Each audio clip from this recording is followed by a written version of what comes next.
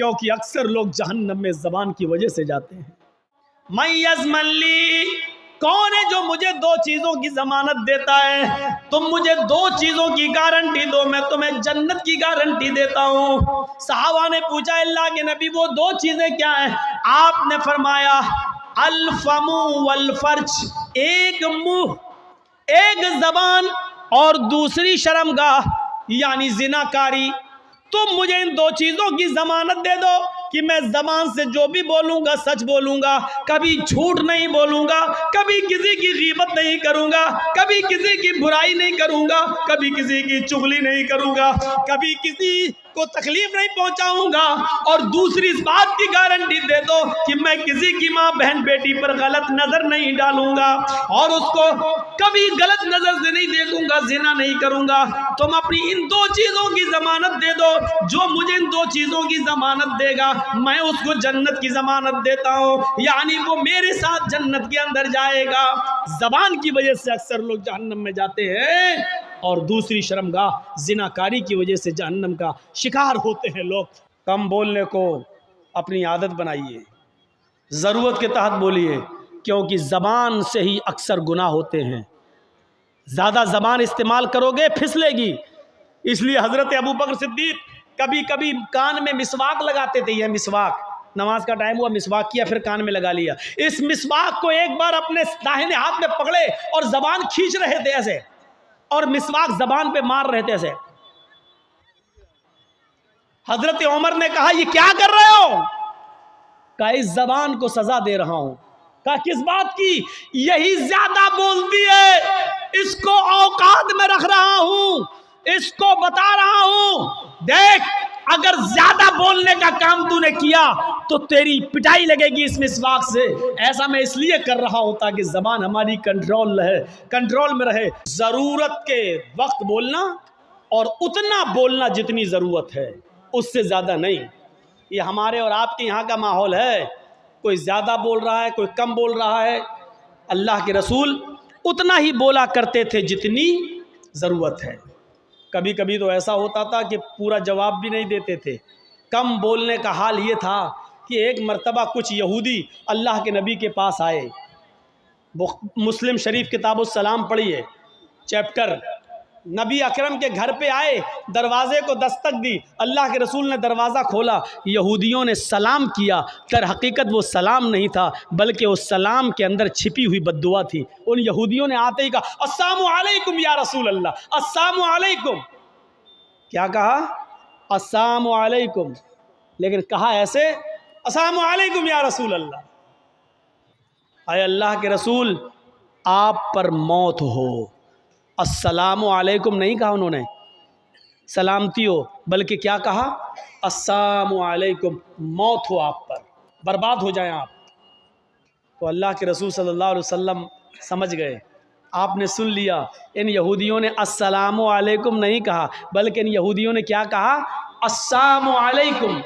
तो अल्लाह के रसूल ने इतना कम जवाब दिया, मुख्तसर, चूँकि आप कम बोलते थे, आपने उसका बहुत ही शॉर्ट में जवाब दिया, वालेकुम। यहूदी झिलमिला गए हैं। यहूदियों ने कहा अस्सलामु अलैकुम, मौत हो आप पर। आपने उसके जवाब में सिर्फ इतना कहा, वालेकुम, तुम पर हो, यानी जो तुम मुझ पर भेज रहे हो वो तुम पर हो। हजरत आयशा ने जब सुना तो उन्होंने अंदर से पर्दे की ओर से चीखते हुए कहा, वालेकुमुस्सलाम या यहूद व लानतुल्लाह। आए यहूदियों, मेरे शौहर पर तुम मौत भेजते हो, तुम पर मौत हो और अल्लाह की लानत हो। तो अल्लाह के रसूल ने हज़रत आयशा को डांटा था और कहा था, आयशा ये तुमने गलत किया, आयशा तुम्हें ऐसा नहीं करना था। हज़रत आयशा ने कहा, अल्लाह के रसूल आपने सुना नहीं, आप पर मौत भेज रहे हैं वो। अल्लाह के नबी ने कहा, आयशा क्या तुमने सुना नहीं मैंने उनको क्या जवाब दिया? उन्होंने कहा अस्सलामु अलैकुम, मैंने कह दिया वालेकुम। जो उन्होंने मुझ पर भेजा मैं उनको भेज चुका हूँ, मैं उनको बोल चुका हूँ। तुमने अपनी तरफ से ज्यादती की है, गलत किया, जाओ माफी मांगो तुम। मेरे प्यारे साथियों, तसव्वुर करें आप अल्लाह के नबी कितना कम बोलते थे। तो मेरे प्यारे साथियों, अल्लाह के रसूल बहुत कम बोला करते थे और कम बोलने का हुक्म भी दिया करते थे कि लोगों ज़रूरत के तहत बस बोलो, ज़्यादा मत बोलो। बहुभाषिता, मुस्तकबिल की बातें बताएंगे। इसमें कोई शक नहीं कि अल्लाह के नबी ने भविष्य की बहुत सी बातें बताई, मुस्तकबिल की बहुत सी बातें बताई। कुर्बे क़यामत ऐसा होगा, ऐसा होगा, ऐसा होगा, लेकिन आपने अपनी तरफ से कुछ नहीं बताया। मा यंतिक़ु अनिल हवा इन हुवा इल्ला वह्युन यूहा। मेरे नबी अपनी तरफ से कुछ नहीं बोलते, वो जो कुछ भी बोलते हैं अल्लाह रब्बुल आलमीन की तरफ से वही के आ जाने के बाद। लेकिन मुस्तकबिल की बातें बताई, ये बात ठीक है नहीं। देखिए अल्लाह के नबी ने 1400 साल पहले फ्यूचर की ये बात बताई थी, जो आज हर्फ बहर्फ साबित हो रही है। निसाउन कासियातुन आरियातुन मुमीलातुन वमाइलात। एक ऐसा जमाना आ जाएगा, एक ऐसा जमाना आ जाएगा कि तुम देखोगे लोगों को, तुम देखोगे औरतों को, तुम देखोगे लेडीज को, तुम देखोगे ख्वातीन को, तुम औरतों को देखोगे कासियात। देखने में तो वो कपड़े पहने हुए दिखाई देंगी, बज़ाहिर तो उनके जिस्म पर कपड़ा होगा। आरियात, लेकिन हकीकत में वो बरहना होंगी, हकीकत में वो नंगी होंगी। कपड़ा तो पहनेंगी, लेकिन कपड़ा पहनने के बावजूद वो नंगी होंगी, वो बरहना होंगी। आज उनके कपड़े देख लो, छोड़िए शादियों का हाल, जलसे में आने वालियों को देख लो। ईद और बकरीद के दिन औरतों के पहनावे देख लो, और अपनी जवान बच्चियों को देख लो जिनकी उम्र 10 साल से बड़ी है। याद रखिएगा 10 साल से बड़ी लड़की के ऊपर पर्दा फर्ज हो जाता है। 10 साल से बड़ी लड़की का फिर सर का एक बाल भी किसी गैर मर्द को नहीं दिखना चाहिए। हमारी नजरों में बहुत मामूली बात है, छोटी है। अल्लाह के रसूल ने फरमाया था, जब तुम्हारा बेटा 7 साल का हो तो उसको नमाज का हुक्म दो, और 10 साल का हो तो नमाज के लिए ज़बरदस्ती करो, ना पढ़े तो उसको मारो पीटो। 10 साल के बाद कुरान और हदीस के सारे अहकाम नाफिज हो जाते हैं। आजकल 10-11 साल की लड़कियां बालिग हो रही हैं। टीवियों पर सीरियल ऐसे आ रहे हैं, मोबाइलों में ऐसी ऐसी वाहियात चीजें यूट्यूब वगैरह पर, फेसबुक पर आ रही हैं कि इनको देखकर हमारी लड़कियां जो कभी 16-17 साल में बालिग होती थी, आज 11-12 साल की उम्र में बालिग होने लगी हैं। और यानियत फैल चुकी है, शर्म हया ताक पर रखी जा चुकी है। वरना तसव्वुर कीजिए, एक कपड़ा जो जिस्म से चिपका हो, आपके पैरों से चिपका हुआ हो, और वो कपड़ा आपके घुटने और रान से होते हुए आपकी कमर तक आए, जिसको आप लेगी कहें, और इसके ऊपर कुर्ती पहन ली जाए, और इस तरीके से मार्केट में, बाजार में शॉपिंग की जाए, ऐसी औरत को आपकी नजर में फैशन परस्त कहा जा सकता है, लेकिन मोहम्मदुर रसूलुल्लाह की नजर में ये लड़की, ये औरत नंगी है, नंगी है, नंगी है। ये कपड़े, भैया जिसको जाना हो जल्दी जाओ यहां से, और जिसको उठना हो अभी उठ जाओ। ड्रामा करके रख लिया है। और भी अभी जिसको जाना हो चले जाओ, बाद में मैं नहीं उड़ने दूंगा, चाहे पेशाब यहीं निकल जाए। जाइए अभी निकल जाइए जिसको जाना हो। आरियात हमारी नजरों में फैशन परस्त हैं, लेकिन अल्लाह के रसूल ने ऐसी औरतों को क्या कहा? नंगी।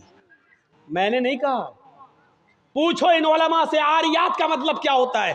कासियात कपड़े पहनेंगी, आरियात लेकिन नंगी होंगी।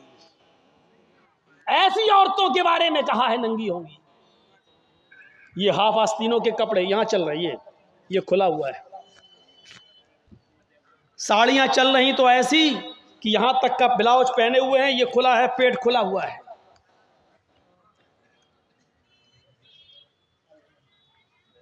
और जो चंद बुरके अब चल भी रहे हैं बिहार बंगाल में, पहले तो चलते नहीं थे, तो अब बुरकों में भी डिजाइन चलने लगी है।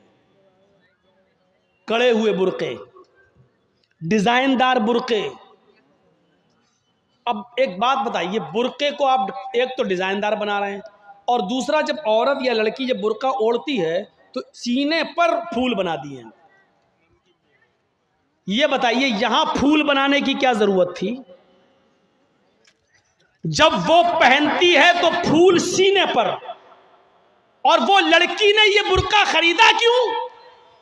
इसका मतलब क्या है कि वो भी इसलिए खरीद रही है ताकि मेरे फूलों पर नजर। ये सुनना पड़ेगा तुम्हें नहीं, तुम्हारे बाप को भी सुनना पड़ेगा। जब तक मैं इस कुर्सी पर हूं, ये अथॉरिटी, ये पावर मुझे इस्लाम ने दिया है, सुनना पड़ेगा।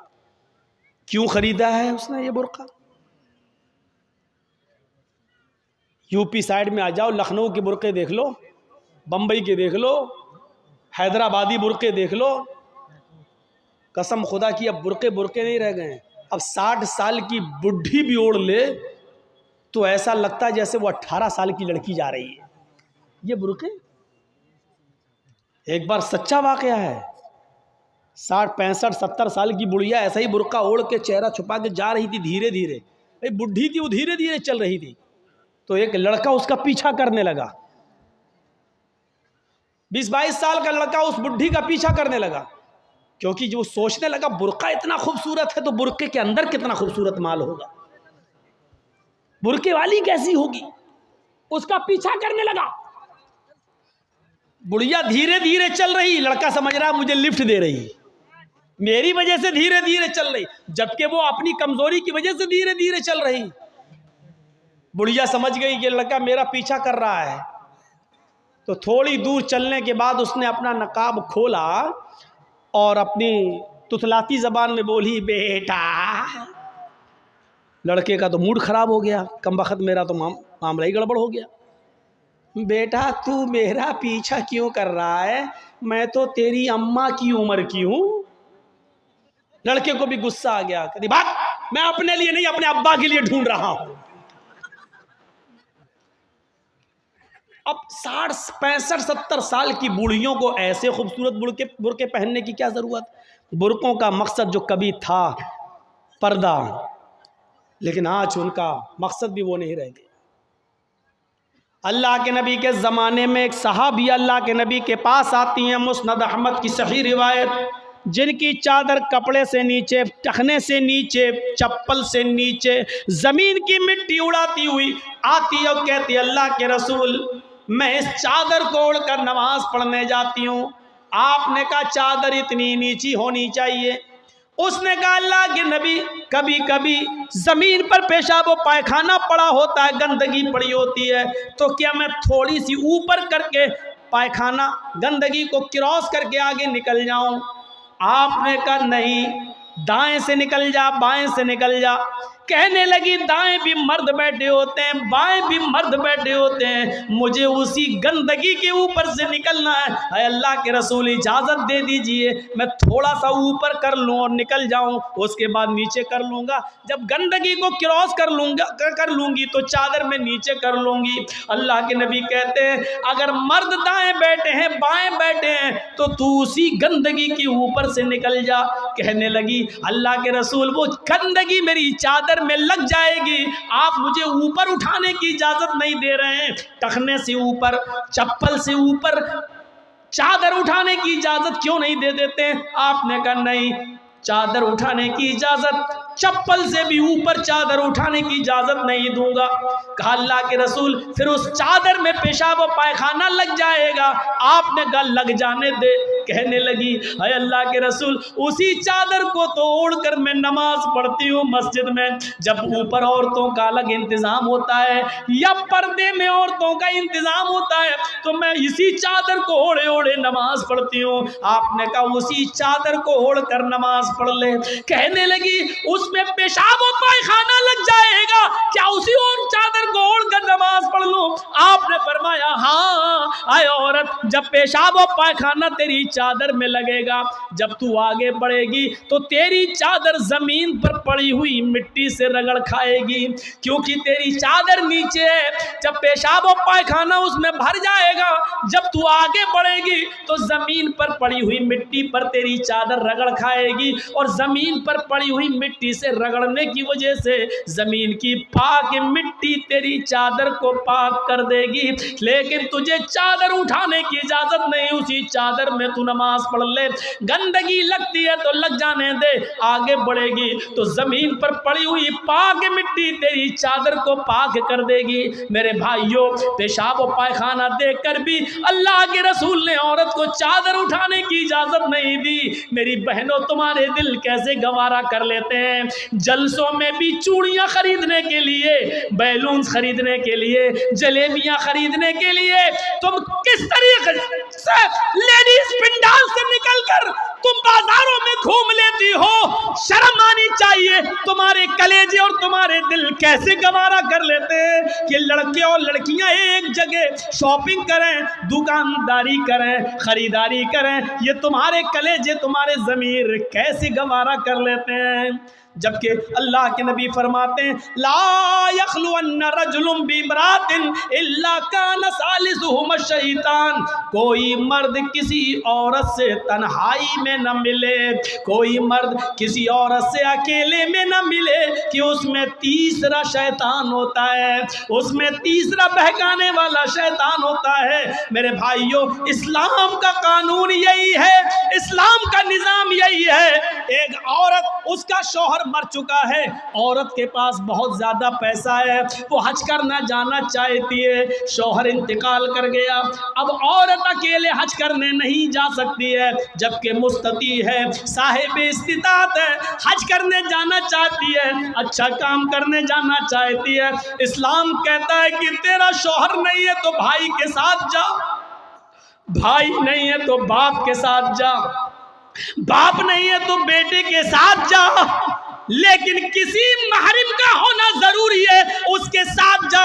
चीख कर औरत कहती है, कोई नहीं है, मेरे पास दौलत है। अल्लाह के नबी कहते हैं, फिर दौलत संभाल कर अपने पास रख। अगर तेरा भाई नहीं है, बेटा नहीं है, शौहर नहीं है, बाप नहीं है, कोई महरिम नहीं है, तो तू अकेले हज करने नहीं जा सकती है। नहीं, अय अल्लाह के नबी, मेरा पड़ोस में बड़ा अच्छा नेक हाजी नमाजी नेक आदमी रहता है, मैं इसको भाई बना लेती हूँ, चली जाऊँ। फरमाया, नहीं नहीं, मुंह भोले भाई को भाई बनाकर उसके साथ तुम हज करने नहीं जा सकती हो, इसलिए कि अपने मुंह से किसी को भाई बोलने से वो तुम्हारा सगा भाई नहीं हो जाएगा, अपने मुंह से किसी को बेटा बोल देने से वो बेटा नहीं हो जाएगा। तुम किसी को बेटा बोल दो, भाई बोल दो, जो चाहो बोल दो, लेकिन इस्लाम ये कहता है कि उसके साथ भी औरत को इजाजत नहीं है कि वो हज करने जाए। अगर कोई नहीं है तो मत जाओ, लेकिन इस्लाम इस बात की इजाजत नहीं देता है कि तुम अकेले जाओ या किसी को बहन, किसी को भाई या बेटा बना कर जाओ, इस बात की इजाजत नहीं देता। इस्लाम एक इबादत में, हज जैसी इबादत में भी औरत को किसी गैर मर्द को मुंह बोले भाई और मुंह बोले बेटे के साथ भी जाने की इजाजत नहीं देता। तो मेरे भाइयों, जब खाने काबा में जाने की इजाजत नहीं देता है, सफा मरवा की सई की इजाजत नहीं देता है, इतनी खूबसूरत इबादत की इजाजत नहीं देता है, तो बाजारों में अकेले घूमकर शॉपिंग करने की इजाजत कैसे देगा? फिर बाजार के अंदर औरत को अकेले जाने की इजाजत कैसे देगा? इतनी खूबसूरत इबादत करने की इजाजत नहीं देता है, इतनी खूबसूरत इबादत करने की इजाजत नहीं देता है, तो मेरे भाइयों, फिर औरत को बाजारों में घूमने की इजाजत कैसे देगा? फिर बाजार में घूमने और बाजार में सैर व तफरीह की इजाजत कैसे देगा? हमारी माँ बहनों को इस बात को सोचना चाहिए, गौर करना चाहिए, संजीदगी से इसको लेना चाहिए।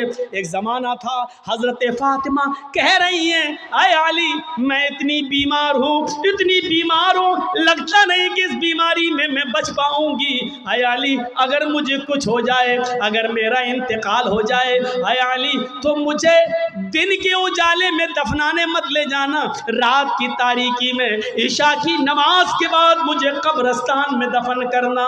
हजरत अली ने कहा, अय फातिमा, ऐसा क्यों कह रही हो? अगर तुम्हारा इंतकाल सुबह फजर के बाद हो तो क्या ईशा तक हम तुम्हारे जनाजे को रखेंगे, मिट्टी को रखेंगे? तुम्हारे बाप का, तुम्हारे अब्बू का फरमान है कि मैयत को जल्दी कब्रिस्तान ले जाओ, फिर मैं लेट कैसे करूं? फरमाती हैं, आए अली, आए मेरे प्यारे शौहर, मुझे रात में ही ले जाना, मेरी बात को गिरा बांधो, मेरी बात को मजबूती से पकड़ लो, मेरी वसीयत को याद रखना, चाहे मेरा इंतकाल कभी भी हो, लेकिन मुझे ईशा के बाद दफनाना, मुझे दिन के उजाले में कब्रिस्तान न ले जाना। हाय अली, मैं नहीं चाहती हूँ कि मेरे मुर्दा जिस्म पर पड़े हुए कफन पर भी किसी गैर मर्द की नजर पड़े, मैं अपने कफन पर भी किसी गैर मर्द की नजर नहीं पड़ने देना चाहती हूँ। हाय अली, मुझे रात में ले जाना, दिन के उजाले में नहीं। मैं नहीं चाहती कि मेरे कफन पर भी किसी गैर मर्द की नजर पड़े। मेरे भाइयों, इंतकाल के बाद निकाह जायज़ नहीं है, इंतकाल के बाद शादी नहीं होती है, लेकिन इंतकाल के बाद भी अपने जिस्म को तो छोड़ो, अपने कफन को भी किसी गैर मर्द को देखने की इजाज़त नहीं दे रही है। ये था हज़रत फातिमा का पर्दा।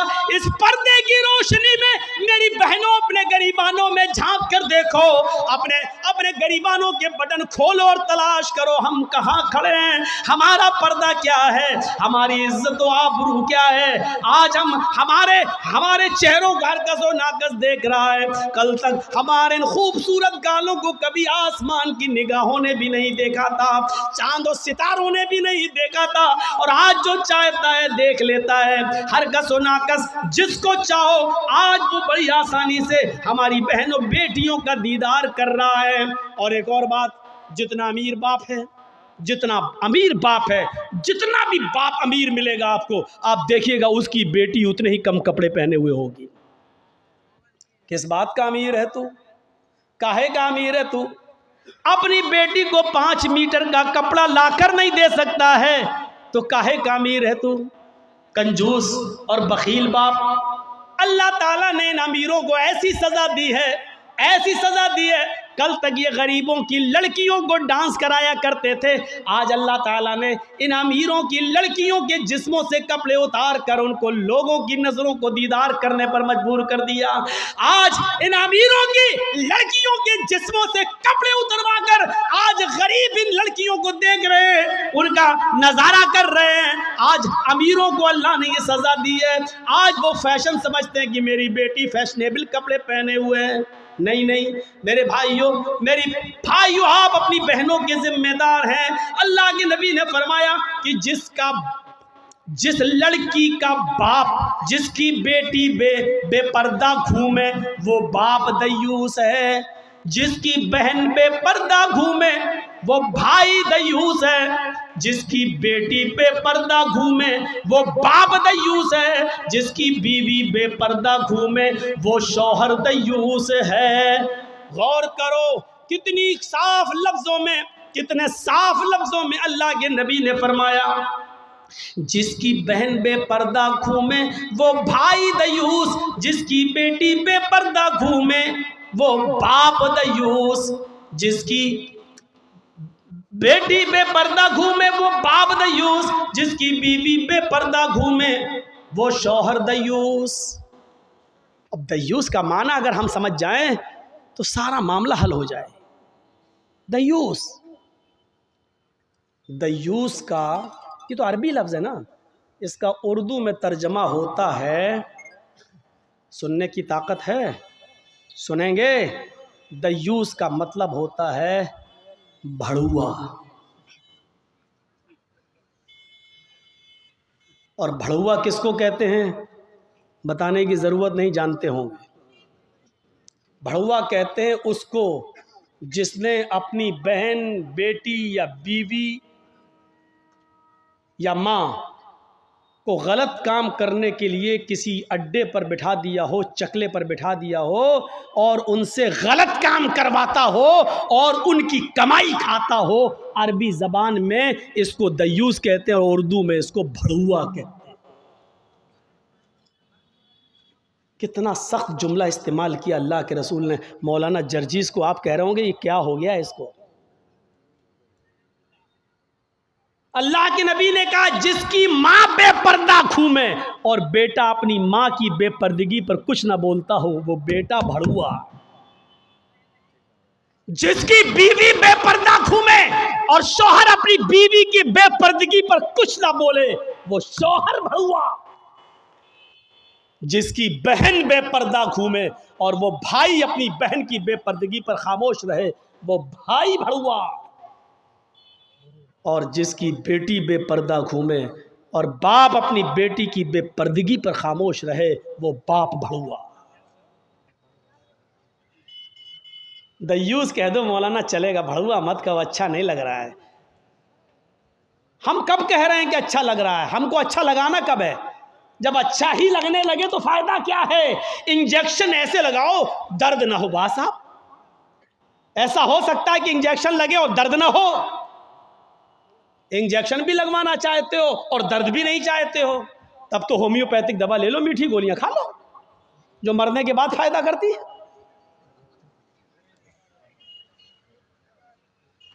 होम्योपैथिक दवा के बारे में यही मशहूर है, बहुत लेट फायदा करती है, तो हमने कह दिया मरने के बाद फायदा करती है। लेकिन सिस्टम मिल जाए तो जादू की तरह भी फायदा करती है, बहुत जल्दी भी करती है। तो जब आपको मीठी गोलियां ही खाना है होम्योपैथिक दवा, तो फिर मत कराओ तकरीरें, और तकरीर करा रहे हो तो सुनो, सुनना पड़ेगा। कितने लोग हैं आज जो अपनी बीवी की बेपर्दगी पर सवाल उठाते हैं? कितने ऐसे हैं जिनकी बेटियां आज बेपर्दा घूमती हैं और वो बाप अपनी बेटियों को डांटते हैं? अगर माँ बाप अपनी बेटियों को सही से जिम्मेदारी निभाने लगे तो आज एक भी लड़की के पास एंड्रॉयड मोबाइल ना हो। हमारी 18-20 साल की लड़की जिसकी शादी नहीं हुई घर पे रहती है, उसके हाथ में एंड्रॉयड मोबाइल चीख चीख के बता रहा है कि बाप की तरबियत में कमी है, बाप अपनी बेटी पर पूरा का पूरा हुक्मरान नहीं है, हाकिम नहीं है, या ये कह रहा है बेटी के हाथ में वो एंड्रॉयड मोबाइल चीख चीख के कह रहा है ये बाप ना कह रहा है, बेटी के आगे बाप की नहीं चल रही है, बाप मजबूर हो चुका है। मेरे भाइयों, अगर बाप मजबूर न होता तो बेटी के हाथ में एंड्रॉयड मोबाइल नहीं होता। क्या जरूरत है बेटी के हाथ में देने की? वो तो घर में रहती है, क्यों चलाएगी साहब? आपकी बेटी 18-20 साल की क्यों फेसबुक चलाएगी? क्यों व्हाट्सएप चलाएगी? क्यों मैसेंजर चलाएगी? और आप कैसे अपनी बेटी को फेसबुक और मैसेंजर और व्हाट्सएप चलाने के लिए ढील दे सकते हैं? कैसे? आपका ये दिल कैसे गवारा कर लेता है? आप जिम्मेदार हैं। हमारी ये बेटियां कल बच्चों की माएँ बनेंगी, शादी के बाद इनको अपने बच्चों की तरबियत करना है। माँ के कदमों के नीचे जन्नत बताई गई है, हालांकि ये कोई हदीस नहीं है, एक मकूला है, लेकिन बच्चे अपने माँ के कदमों के नीचे जन्नत कैसे ढूंढें? ये आजकल की माँ के कदमों के नीचे जन्नत है? जिसको खुद नहीं मालूम कि कदम मेरे कहाँ हैं, उसके कदमों के नीचे बच्चे जन्नत ढूंढेंगे? हमें सोचना है, हमें अपनी बेटियों की तरबियत करना है। इमाम अहमद इब्न हंबल अपनी मुस्नद के अंदर एक वाक़या नकल करते हैं कि एक सहाबिया थी, उनके घर में एक बच्चा पैदा हुआ। एक सहाबिया थी, उनके घर में एक बच्चा पैदा हुआ। जब बच्चा पेशाब करता था तो पानी का लोटा उस बच्चे की शर्मगाह पे डाल देती थी। जैसे बच्चे ने पेशाब किया वो पानी लाती और शर्मगाह पे डाल देती। वो सहाबिया कहती हैं मेरा बेटा जब चलने के लायक हुआ, पहला दिन था उसका चलने का, पहला दिन था मेरे बेटे के चलने का, पहला दिन था मेरा बेटा खड़े हो गया जब चला। मेरे बेटे को जब पेशाब की ज़रूरत महसूस हुई तो उसने पानी का बर्तन देखना शुरू कर दिया। माँ कहती है कि मैं देख रही थी अपने बेटे को, जब भी वो पेशाब करता था तो मैं पानी उसकी शर्मगाह पे डाल देती थी। आज देखती हूँ मेरा बेटा चल रहा है, देखती हूँ ये क्या करता है।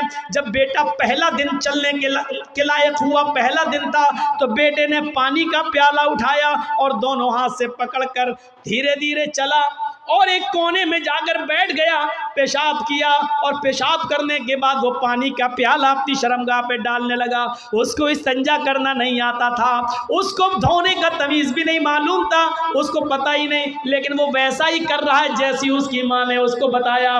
जैसे उसकी माँ उसके साथ कर देती थी, वो पानी का प्याला उठाकर अपनी शर्मगाह पे डाल लिया और खाली प्याला लेकर अपनी माँ के पास आ गया।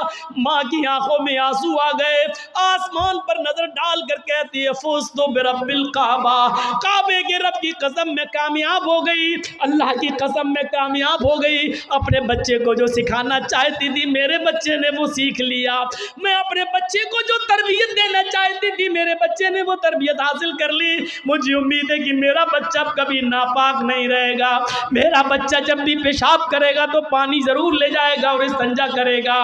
उस जमाने की माएँ अपने बच्चों को बचपन से ये आदतें डलवाती थी, और आजकल की माँ देख लो अपने बच्चे का अंडरवियर नेकर उतार कर कहती बेटा यहाँ खड़े होकर पेशाब कर ले। ये माएँ अपने बच्चों को क्या तरबियत देंगी, जबकि नेपोलियन ने कहा था कि mother's lap is first college for children, माँ की गोद ये बच्चे का पहला मदरसा होती है, पहली यूनिवर्सिटी माँ की गोद है। जो बच्चा अपनी माँ की गोद से तरबियत हासिल करके नहीं निकला वो किसी यूनिवर्सिटी से तरबियत हासिल नहीं कर सकता है। आज भी देख लो किशनगंज में भी यूनिवर्सिटियाँ होंगी, किशनगंज में भी कॉलेज होंगे, उस कॉलेज से BA, MA, PhD, MBBS और MD की डिग्री लेकर निकलने वाले बच्चों की तादाद भी बहुत होगी, लेकिन उन्हीं बच्चों को देखिए खड़े होकर सड़क के किनारे पैंट की चैन खोलकर धार मार रहे होंगे, पेशाब कर रहे होंगे। ये इन यूनिवर्सिटियों के फारिगीन स्टूडेंट हैं जो फारिग होकर निकले, जिनको MD करने के बाद MBBS करने के बाद भी पेशाब करने की अकल नहीं आई है। इनसे तो बेहतर वो कुत्ता है जो कम से कम पेशाब करता है तो एक टांग तो उठा लेता है ताकि उसके ऊपर छींटे ना आए। इन्होंने यूनिवर्सिटी से पढ़ने के बाद भी ये कुत्ते से भी बदतर बनकर निकले हैं। वो यूनिवर्सिटी इनको इंसान नहीं बना सकी, वो कॉलेज उनको इंसान नहीं बना सके, वो स्कूल इनको इंसान नहीं बना सके। MD PhD करने के बाद भी आज कुत्तों से बुरी तरह पेशाब करते हुए नजर आएंगे। कह लेने दीजिए मुझे कुत्ता गधा जो कुछ भी बोलता हूं मैं सब, आज मुझे इजाजत दीजिए। मेरे भाइयों कहो कि जानवरों की इजाजत मत बोलो, हम लोग इंसान हैं, कुरान ने भी जानवरों की मिसालें दी हैं। उलाइका कल अनाम बल हुम अजल, ये चौपायों की तरह हैं बल्कि उनसे भी ज्यादा गए गुजरे। कुरान ने कहा है ये चौपायों की तरह है बल्कि उनसे भी ज़्यादा गए गुजरे, उनसे भी ज़्यादा गए गुजरे। जब कुरान ने मिसाल दी है तो हम क्यों नहीं मिसाल दे सकते? अपने बारे में सोचो सोचो। हैं अब्दुल कादिर जिलानी बगदादी रहमतुल्लाह अलैह की तारीख कौन नहीं जानता, जिनको आज लोग बड़े पीर साहब के नाम से भी जानते हैं, जिनके नाम पर 11वीं की बिरयानी की डेग भी बनाते हैं। वो अब्दुल कादिर जिलानी जब 12 साल के थे उनकी माँ ने उनको एक काफिले के साथ भेजा था, कहा बेटे हालात कितने भी सख्त हो लेकिन झूठ कभी मत बोलना। और जब चोरों ने और डाकुओं ने जब इस काफिले को लूटा तो इस बच्चे से पूछा अब्दुल कादिर से, तेरे पास भी कुछ है? उसने कहा हाँ है। कहा क्या है? 40 अशरफी। कहाँ है? मेरे कुर्ते के अस्तर में। अस्तर को फाड़ के देखा तो 40 अशरफी मिली। पूछा बेटा ये तो ऐसी जगह छिपी हुई थी किसी को पता नहीं, तूने क्यों बता दिया? लड़के ने जवाब दिया मेरी माँ ने मुझे चलते वक्त नसीहत की थी कि बेटा हालात कितने भी खराब हो लेकिन कभी झूठ मत बोलना। मैंने अपनी बात माँ की बात मानी है। चोरों का, डकैतों का, डाकुओं का असर खत्म होता है और रोने लगते हैं और कहते हैं ये बच्चा अपनी माँ की इतनी बात मानता है कि ऐसे मोड़ पर भी उसने अपनी माँ की नाफरमानी नहीं की, हम तो अपने रब की नाफरमानी कर रहे हैं। सारा सामान जो लूटा था सबको वापस कर दिया और सारे के सारे चोरों ने, डाकुओं ने तौबा कर ली। मेरे प्यारे साथियों, एक बच्चा जब अपनी माँ का फरमाबरदार बनता है और माँ की बात मानता है तो माँ की दुआ तमाम डकैतों को तौबा करने पर मजबूर कर देती है। मेरे प्यारे साथियों, ये माँ की तरबियत थी जिसने अब्दुल कादिर जिलानी को एक बुजुर्ग के रूप में पैदा किया है, एक बुजुर्ग के रूप में देखा है। ये माँ की तरबियत थी। और एक उस माँ की तरबियत पर नज़र डालो कि जब सुल्तान डाकू को फांसी हुई, जब सुल्तान डाकू को फांसी के तख्ते पर लटकाया गया तो उससे पूछा गया तुम्हारी आखिरी तमन्ना क्या है? उसने कहा मेरी आखिरी तमन्ना यह है कि मेरी फांसी मेरी माँ के सामने मुझे दी जाए। उसकी माँ को बुलाया गया, कहा तेरा बेटा तेरे आंखों के सामने मरना चाहता है। सुल्तान डाकू की माँ की आंखों में आंसू आ गए। पुलिस वालों ने पूछा आखिर माँ के सामने तुम क्यों मरना चाहते हो? उसने कहा ताकि मेरी माँ देखे मौत के वक्त पैर कैसे तड़पते हैं, हाथ कैसे तड़पते हैं और रूह कैसे निकलती है। कहा लेकिन तुम इसके लिए माँ को क्यों मजबूर करके लाए हो? फरमाया पुलिस वालों तुम नहीं जानते हो, जब मैं 8 साल का था, 10 साल का था, मेरी माँ ने मुझसे एक अंडा मंगवाया था। मैं एक दुकान पर गया था, मैं अंडा लेने गया था, लेकिन एक अंडा मैंने चोरी कर लिया था दुकानदार का और मैं उसको अपनी जेब में भर लिया था। फिर मैंने उसके पैसे नहीं दिए थे, वापस आ गया। मैंने जब वो अंडा अपनी माँ को दिया और पैसे भी वापस किए, माँ ने कहा अंडे वाले ने पैसे नहीं लिए। मैंने कहा नहीं, मैं अंडा चुरा लाया हूँ। तो मेरी माँ ने मुझे थपथपाया था कि बेटा हम लोग गरीब हैं, अच्छा किया तूने ये पैसा बचा लिया, किसी और काम आएगा। फिर यहीं से मुझे चोरी की आदत पड़ती है, मेरे हौसले पड़ते हैं, फिर मैं डाकू बनता हूँ। फिर मैंने लोगों का माल लूटा और जब लोगों ने नहीं दिया तो मैंने उनकी जानें ली। फिर मैं बहुत बड़ा लुटेरा बन गया और इतना बड़ा लुटेरा बना के पकड़ा गया और कानून ने मुझे फांसी की सजा दी। अगर मेरी माँ ने मुझे अंडा चुराते वक्त जब मैं घर पे लाया था उसी वक्त एक थप्पड़ मारा होता और अंडे वाले को देकर माफी मांग ली होती तो आज मैं इतना बड़ा चोर नहीं बनता, आज इतना बड़ा मैं डाकू नहीं बनता, आज मैं इतना बड़ा लुटेरा नहीं बनता। ये मेरी माँ की तरबियत थी जिसने मुझे फांसी के तख्ते पर चढ़ा दिया। मेरे भाइयों, मेरा भी वक्त हो गया है, इसलिए मैं थोड़ा सा बस जुमले ख़त्म करने वाला हूँ। आप थोड़ा सा बैठे रहिए, इसी तरीके से मोबाइल जलाए रहिए। तो मेरे भाइयों, माँ की तरबियत ही कुछ हुआ करती है। माँ चाहे तो अपने बच्चे को डाकू बना दे, माँ चाहे तो अपने बच्चे को अब्दुल कादिर जिलानी बगदादी की तरह बुजुर्ग बना दे। ये माँ की तरबियत होती है। तो मेरे भाइयों, 1:45 बज भी चुके हैं, 11:45 से तकरीर शुरू थी और 1:45 बज गए हैं। 2 घंटा मेरा तकरीबन हो भी गया है और जनरेटर की तेल भी ऐसी मौके पर ख़त्म होने को था। तो मेरे भाइयों, माँ की तरबियत से इबरत हासिल करो और रुकिए, अभी कोई नहीं उठेगा, रुकिए। ख़त्म करने से पहले मुझे एक गुजारिश आपसे करनी है, एक अहद लेकर उठो, एक अहद पैमान लेकर उठो कि हम इंशाअल्लाह अपने बच्चों की अच्छी तरबियत करेंगे। इस वक्त मुल्क के हालात आप देख रहे हैं क्या है। इस वक्त यूपी के चुनाव को जीतने के लिए अब अयोध्या और ये सारी बातें की जाने लगी हैं और अब मथुरा वाली बातें भी आने लगी हैं सामने। यूपी के चुनाव को किस तरीके से भुनाया जा रहा है। और हमारे यूपी में एक साहब ऐसे भी हैं कि एक ने अगर ये कहा कि अयोध्या और ये तो झांकी है, अब जो है मथुरा की बारी है या मथुरा का नंबर है, इस पर नमक और तेल छिड़ककर एक साहब है वो और ज़्यादा उसको पॉपुलेशन करेंगे और ज़्यादा उसको बढ़ाएंगे, क्योंकि एक तरफ हिंदू हिंदू किया जा रहा है तो एक साहब है वो मुसलमान मुसलमान करेंगे। और इस तरीके से आने वाले चुनाव में एक बखेड़ा होने वाला है। ये भी हो सकता है कि आगे चलकर इस चुनाव में आखिरी जब लहर हो, आखिरी जब काउंटिंग हो, आखिरी जब वो वोट डालने का नंबर आए तो उस मौके पर कोरोना की तीसरी लहर भी आ जाए, क्योंकि ये सारी प्लानिंग ऊपर होकर बैठती है ऊपर होती है। कब कोरोना पैदा करना है, कब कोरोना गायब करना है, कहाँ लाना है, कहाँ नहीं लाना है, इसको यूपी में किस मौके पर लाया जाएगा, कैसे लाया जाएगा, ये सारी साजिशें हो रही हैं। ऐसे मौके पर हम मुसलमानों को एक प्लेटफार्म पे आना बहुत ज़रूरी है। हमें हनफी, शाफई, मालिकी, हम्बली ये सबको भुलाकर एक प्लेटफार्म पे आना है। मेरे भाइयों, ये इदारा का जलसा है और जिस इदारे के लिए ये जलसा किया गया है उस इदारे का ताउन आपने जो कुछ भी किया। मैंने अपनी बात ख़त्म कर दी। अल्लाह ताला से दुआ है कि बारे इलाह हमें इस्लाम पर कायम रखना और जब हमारा ख़ात्मा हो तो ईमान पर फरमाना। लेकिन आपसे गुजारिश है कि चलते चलते मैं 2 मिनट 3 मिनट के लिए स्टेज पर बैठा हुआ हूँ, आप मुझसे मुसाफा करें और जो भी ताउन करना चाहें मेरे